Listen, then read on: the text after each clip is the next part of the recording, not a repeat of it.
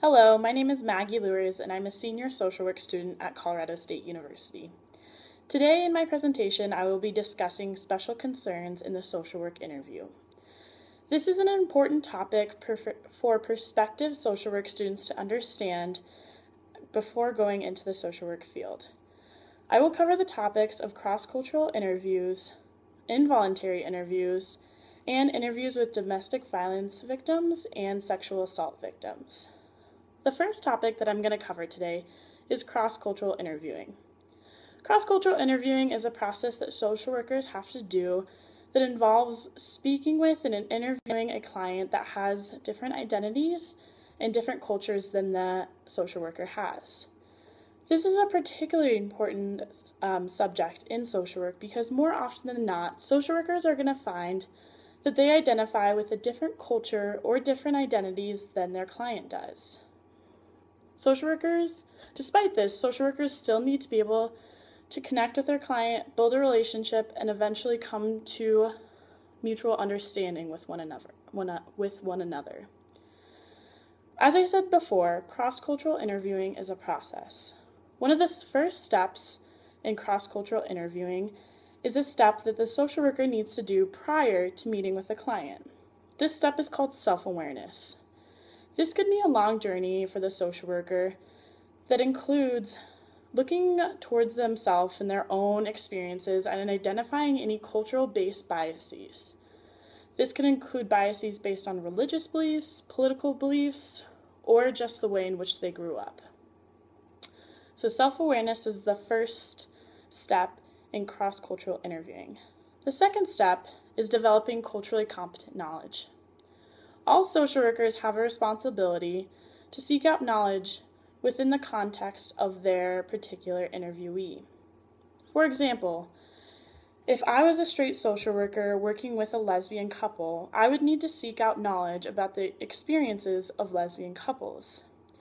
This could be discrimination that lesbian couples face, or anything along that matter that helps me gain a perspective into what my clients may be experiencing. Gaining culturally competent knowledge can be difficult because a social worker can do as much research in the certain context of the client that they're interviewing, but they can never fully understand where the client is coming from and what their experiences are until they speak with them. So the second step in cross-cultural interviewing is developing a culturally competent knowledge base. The third and final step of culturally competent interviewing is developing culturally competent skills. Through the development of culturally competent knowledge and plenty of practice, social workers begin to develop culturally competent skills. These skills are evidence-based responses and evidence-based treatments that are culturally appropriate for their particular client. Again, the social worker will have to do plenty of research on what is culturally appropriate for their particular interviewee, and they'll have to make sure not to use these with every single one of their clients that identifies with the same culture or the same identity. For example, if I'm working with an Asian American client, age could be a big factor in what type of evidence-based response I use. Because social workers have done research and found that older Asian American immigrants tend to be more timely, more conservative, and more focused on work, that may not be true for some of the younger Asian American immigrants. So I would have to do research on how race, ethnicity, immigrant status, and age affect Asian American immigrants in the United States. I would then take that knowledge and take that into my practice in order to develop culturally competent skills to work with a wide variety of ages within the Asian American population. Finally, as we're continuing to talk about culturally competent practice, I have a few examples of culturally competent questions that will be very useful in your future practice as a social worker. I've included a couple more examples that I will read aloud on my presentation, but here's just a few examples. The first one is, what is your definition of culture? I find this to be a very helpful question because it allows the interviewee plenty of opportunities, plenty of room to explain their culture in their own way. It's not a closed-ended question. It's not a yes or no. It doesn't require a yes or no answer. So the interviewee really has an opportunity to take this question wherever they want to go. For example, if I'm interviewing someone who is transgender and also is a woman of color, they can talk about any one of their identities. It may be their race, it may be their gender status, it may be their sex status, or she could do something way different and talk about her religion or her political status. I don't know that, so I want to use an open-ended question. The second example of a culturally competent question that I have is, do you actively participate in organized religion? Again, this is more of an open question. It's a little bit more specific than my first one, but it gives the interviewee plenty to go off of. They have a theme, which is religion, and they have a way to go with it, because I say, do you actively participate in?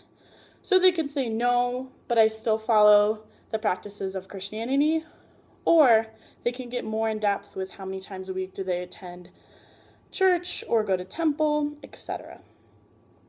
The third culturally competent question that I have for an example is, have you ever experienced racism, and if so, what form? I made this question pretty specific, and you would want to save this question for a client that you're a little bit more familiar with. And you wouldn't want to say this to a client that has never talked about their race as an important identity. So, for example, if I myself as a white social worker was meeting with an African American woman, my second question right off the bat after I asked her name was, have you ever experienced racism? That wouldn't be culturally competent, nor would it make my client feel very safe and comfortable talking to me about her experiences with racism. This is a very specific question that can be helpful once you get further on in your relationship with your client.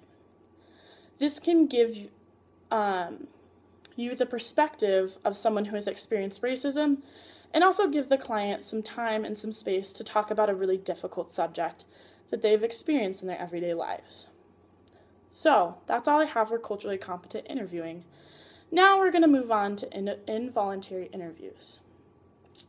Involuntary interviews are difficult subjects because they come through either by a mandate by the court, or they come from a client's inner circle of someone who is pressuring them to seek services.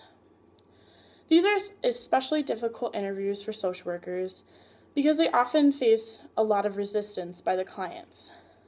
The social worker must focus on the process of change model as well as pro-social behaviors with the interviewee. That means that when a client comes in, they're most often in the pre-contemplation stage of the process of change models. So they're not thinking about anything that they want to change in their lives. As social workers, we need to model pro-social behaviors such as asking questions, giving good responses, and being appropriate in communication and in the relationship, in order to model these pro-social behaviors, as well as help move clients from the pre-contemplation stage of change, where they're not thinking about making any changes into life, towards the contemplation stage of the process of change model, where they start to think about some of the changes that they want to implement in their lives. Involuntary interviews are difficult and will definitely take a new social worker a lot of practice in order to really nail. Now, for the final subject of my presentation, I'm going to talk about domestic violence and sexual assault interviews. Along with the previous topic of involuntary interviews, domestic violence and sexual assault interviews can be kind of difficult for social workers. In these types of interviews, one of the first topics of discussion should really be the safety of the client.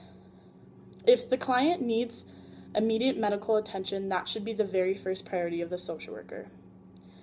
The next priority is to make sure that the client is in a safe place right now, meaning that they feel safe interviewing with you right now because someone may be looking for them at like the domestic violence shelter that you may be at. So that should be your second goal, is to make sure that the client is safe where you two are interviewing. The interviewer should focus on the empowerment model with their client. This means that we're not telling the client what we think they need to do.